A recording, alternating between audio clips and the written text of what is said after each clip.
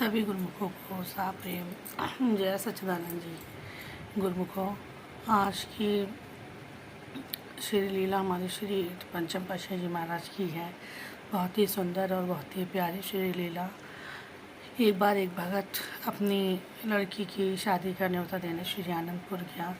तो दर्शन हॉल में जब वो लाइन में लगा था तो उसका बहुत लंबी लाइन थी, तो बहुत देर में उस भगत का नंबर आया।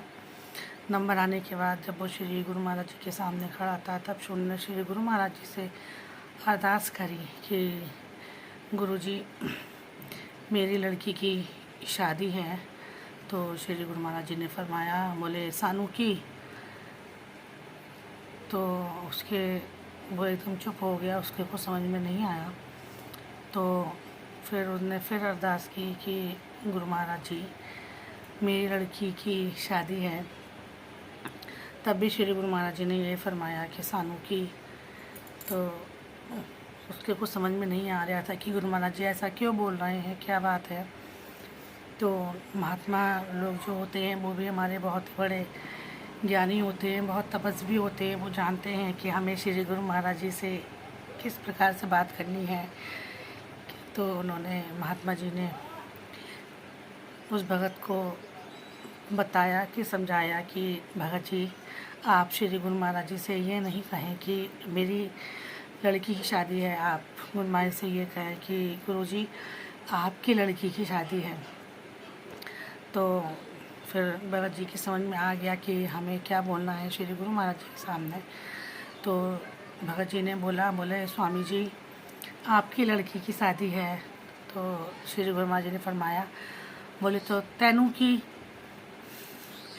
सही बात है, जब बच्चे श्री गुरु महाराज जी के हैं तो श्री गुरु महाराज जी की सारी जिम्मेदारी बनती है। वो ही हर चीज़ की देख रेख करते हैं वो। और हम लोग जो हैं वो श्री गुरु महाराज जी के बच्चे हैं।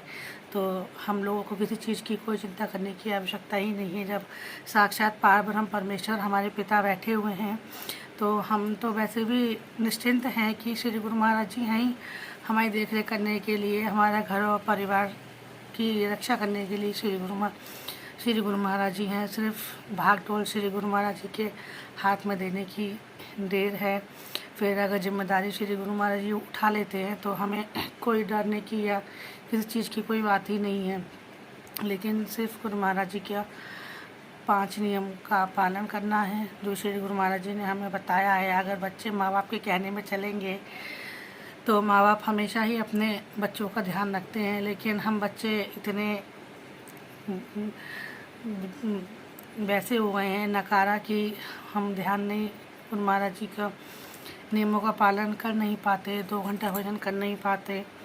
तो इसमें कमी तो हमारी है, गुरु महाराज जी की नहीं है। तो कृपया करके गुरु महाराज जी ने जो हमें 5 नियम बताए हैं उनकी आज्ञा का पालन करें। और 2 घंटा भजन जो श्री गुरु महाराज जी ने हमें बोला है, अगर 2 घंटा नहीं कर पाए तो आधे घंटा करके गुरु महाराज जी का भजन करें। और हमेशा गुरु महाराज जी की याद और उनकी लीलाओं का स्मरण करते रहें गुरुमुखों, तभी हमारा कल्याण निश्चित है।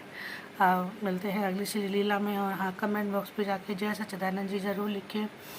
और जिस किसी को भी लीलाएँ अच्छी लग रही हैं तो कृपया करके मेरे चैनल को सब्सक्राइब करें, फॉलो करें। अब मिलते हैं अगली श्री लीला में, तब तक के लिए जय सच्चिदानंद जी।